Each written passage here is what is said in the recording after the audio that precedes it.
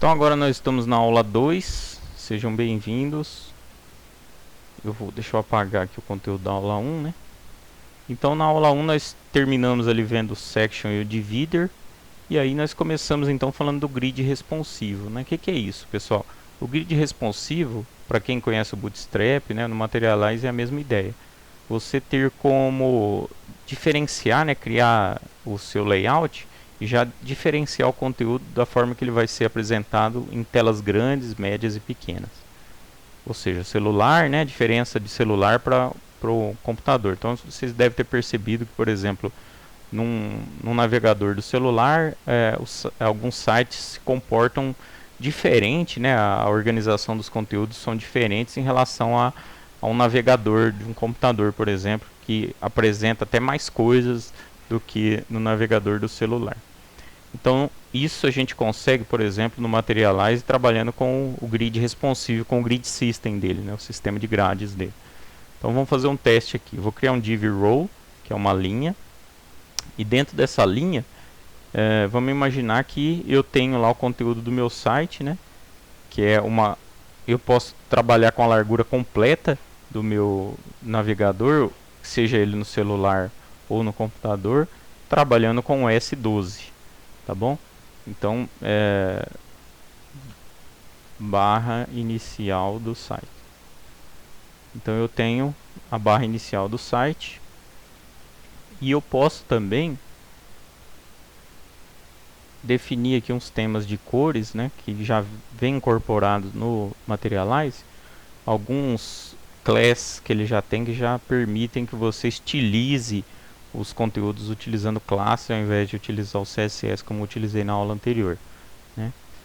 Então, por exemplo, cyan, red e assim por diante, tá bom? Basta colocar as cores, né? Tem as cores básicas, né? Não tem todas as cores, mas dá pra gente fazer uns testes aí que a gente precisa. Então tá bom.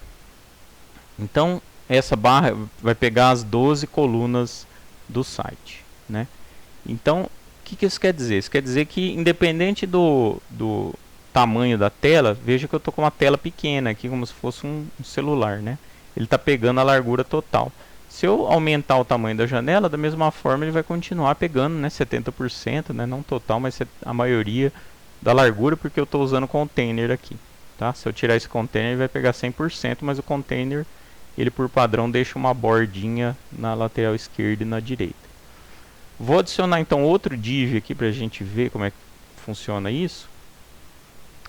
Que seria agora, vou trabalhar com aqui a barra de menus, né? Vamos imaginar que é uma barra de menus aqui.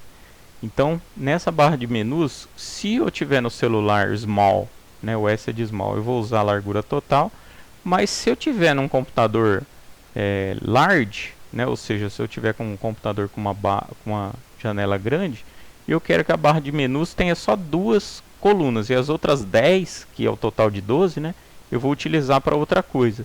Então eu vou utilizar, por exemplo, para o conteúdo do meu site, tá? Então, o conteúdo do meu site que eu vou apresentar aqui em azul, eu quero que ele seja apresentado em S12, então se a tela for pequena vai ser 12 mesmo, mas se for grande eu quero que fique 10. Então veja, o que aconteceu aqui. Nesse caso aqui eu vou utilizar 12 sempre, porque eu só defini o S, não defini large nem o medium, né? Ou seja, eu defini a largura da coluna como o tamanho 12, que é o tamanho máximo, independente do tamanho da janela do dispositivo. Mas no caso da barra de menus e do conteúdo, não. Aí, o que acontece? Se for small, vai ficar 12 em ambos, né? Então vai ficar um em cima do outro, essas três assim, né? Igual tá aqui, ó, um em cima do outro. Aqui eu não defini cor nenhuma, vamos definir aqui um gray aqui, né? Ficou um cinza bem clarinho ou não ficou? Ficou, né? Beleza. Aí, o que vai acontecer se a tela for grande? Olha lá o que acontece, coisa linda, né? Então, agora a janela não é mais small, ela é large. Então, o que ele faz? Ele põe duas colunas para a barra de menus e 10 para a barra de conteúdos. É isso que é o grid responsivo, tá bom? E aí, se você quiser também definir uma largura diferente para medium, né, que seria um tablet, por exemplo, é possível também. Então você pode dizer aqui, ó, para tablet eu quero que fique meio a meio, 6 aqui, 6 aqui. Então olha lá como que ficou, ficou meio a meio, tá bom? Então se é computador fica 2:10, se é tablet fica meio a meio, e se for celular fica 12 para todo mundo. A gente consegue no F12 aqui também clicar nesse botãozinho aqui, que é o modo design responsivo. Aí a gente consegue visualizar, né, como é que fica num iPhone, como é que fica num Galaxy Note, como é que fica num Kindle com Linux e assim por diante. iPhone 12, iPhone 11, iPhone SE, tá? Ou você pode definir aqui o tamanho que você quiser também e colocar ele deitado, celular deitado também, né? Então é bem bacana. Ou eu posso clicar aqui e voltar para a janela padrão aqui do computador. Legal, pessoal? Bem bacana, né? Bom, aí eu tenho um alinhamento vertical que a gente consegue trabalhar também, né, que está no slide da aula 2 lá, que é quando você vem aqui no class do seu componente e define o v-align como wrapper, vertical align, né? E aí, para a gente ter para ver como é que seria isso, né? Eu precisaria ter uma altura aqui, que seria o weight de 100%. Vamos ver se ele vai ficar, acho que não. Então vamos colocar aqui uns 600 pixels, tá? Então o que aconteceu? Ficou centralizado, né? Se eu tirar esse v-align wrapper aqui, ele fica alinhado no topo, beleza? Alinhamento do texto, nós temos o right, left e o center, né? Então right align, alinhou à direita, ou center align, ele fica centralizado. O que mais? Eu tenho como ocultar um componente, isso é bem útil também, né? Então imaginando lá que você está criando um site e o primeiro componente que você quer que seja exibido é aquela telinha de carregamento, aquele spinner, né, que fica girando e tal, e você quer que ao final ele seja ocultado, lógico, né? Você não vai deixar o negócio rodando ali o tempo todo, só enquanto ele estiver carregando. Então, para quem já trabalhou com jQuery, sabe que o jQuery tem uma função, né, que é o read. Quando ele termina de carregar a página, a última coisa que executa é aquele read do jQuery. Então, pela aquela função, você pode ir lá e dar um hide no componente lá no spinner, ocultar ele e deixar o usuário trabalhar normalmente na página, tá? Então, se eu vier aqui e der um hide aqui, né? O que vai acontecer? Eu ocultei esse conteúdo aqui, né? Então, qualquer componente que eu adicionar o hide aqui, isso eu posso fazer em tempo de execução usando JavaScript e jQuery, eu consigo ocultar componentes, né? Então, imaginando que esse div aqui é aquele spinner, por exemplo, né? Estava carregando, aí eu ocultei ele, tá? E eu posso ocultar, como vocês podem ver nos slides ali, né? Você deve ter aí no PDF. A gente tem como ocultar de acordo com o dispositivo, né? Então eu posso mostrar somente em dispositivos pequenos, médios ou grandes, ou ocultar somente em dispositivos pequenos, médios ou grandes. O truncate também é um recurso bacana, né? Então imaginando que aqui no conteúdo, vou dar um lorem vezes 5 aqui, para ele adicionar um texto, né? Então eu tenho bastante texto aqui. Deixa eu tirar aquele style aqui, para ele não fazer isso mais, para ele ficar, né, da mesma cor em tudo, tá? Vou tirar o center aqui também, que eu acho que não tem mais, a gente já entendeu, né? Então tá lá o conteúdo do site, né? Então o que eu quero fazer? Eu quero truncar esse texto aí, né? O que é o truncar? Veja que ele coloca reticências, né? Ele não mostra o texto completo.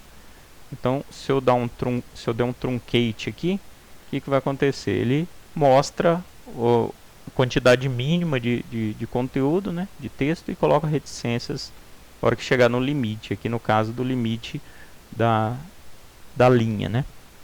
Para não precisar adicionar linhas novas. O Hoverable serve para ele animar, né, quando passar o mouse, mostrar uma animação. Então, olha lá, ele adiciona uma animação quando eu passo com o mouse sobre um componente, seja ele qual for.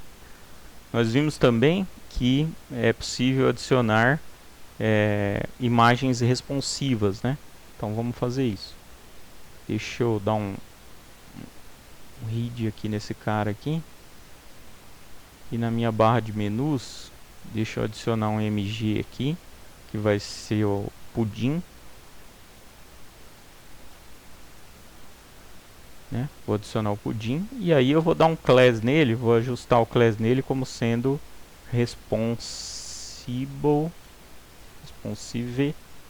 img. Então veja o que aconteceu, ele ajustou a imagem à largura da janela. Se eu maximizar aqui, o que acontece? Ele está usando 6 colunas, né? Então ele está pegando sempre a metade. Então ele vai se ajustar sempre ao tamanho do componente aqui. Aqui como está maximizado e eu tinha definido aqui que no maximizado ele ia utilizar só duas, então ele está usando só duas e a imagem está responsiva de acordo com o componente. Tá? Se eu ajustar aqui, agora ele está em medium, né? Ele está com largura meio a meio, então a imagem está ajustada automaticamente à largura do componente. Legal, né? O Circle, ele vai servir para ajustar como círculo, né, a imagem automaticamente. Antigamente a gente tinha que fazer isso no Photoshop, no editor de imagens, né? Agora a gente já consegue fazer com o Materialize de uma forma bem facilitada. Então o que eu preciso? Eu preciso colocar aqui o class Circle,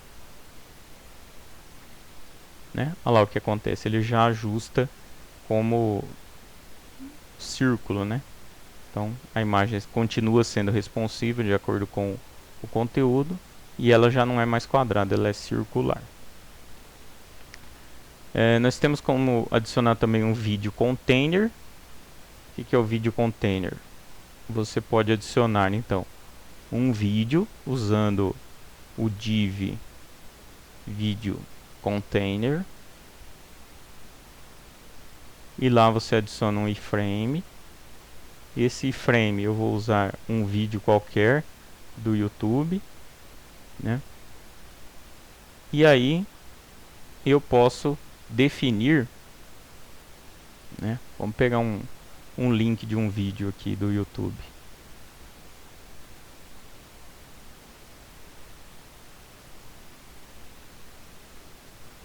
Então veja, eu coloquei um vídeo nosso aqui, né? Então eu consigo, utilizando o class video container, adicionar um iframe com um vídeo qualquer para incorporar no nosso site. E aí por último, no conteúdo da aula 2, nós temos o pulse, que é o efeito de pulsante, né, num float bottom, né? Então o que seria um float bottom? Deixa eu tirar esse conteúdo daqui para a gente limpar, né, para poder ver melhor. Eu posso criar um ahref aqui, um atalho, e a qualquer momento, usando a tag i, eu posso adicionar um float bottom. Como que eu faço isso? A tag i eu vou utilizar como se fosse um itálico, né? Só que no Materialize ele serve para a gente colocar ícones que fazem parte da biblioteca, né? Então, por exemplo, menu é um ícone do Materialize, né? Aqui no exemplo tem o Cloud e tem o Edit também. Como que eu faço para esse menu aparecer, né? Do jeito que está aqui, ele aparece só escrito menu em itálico. Eu coloco o class material icons. Então agora eu vou conseguir. O que faltou aqui? Ah, tá. Eu preciso adicionar o link aqui do Material Icons.